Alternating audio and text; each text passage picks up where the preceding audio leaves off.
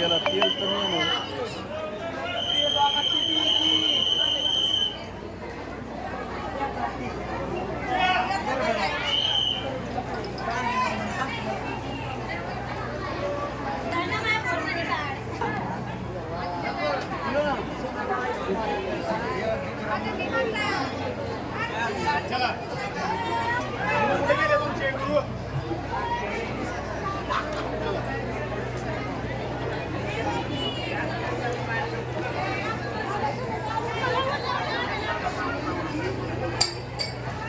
हा चिंतामणी आहे आणि ह्या चिंतामणीचं काम मनातील इच्छा पूर्ण होणार असेल तर होकार, नसेल तर नकार.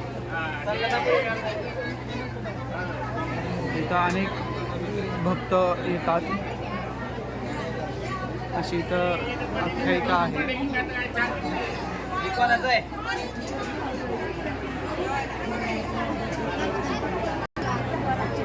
बघू शकता बघा मित्रांनो, गर्दी तर आहेच, कारण देवी एवढी सत्वाची आहे, त्याच्यामुळं प्रत्येकाला पावती आहे आणि प्रत्येकजण इथे देवीच्या दर्शनासाठी येत आहे.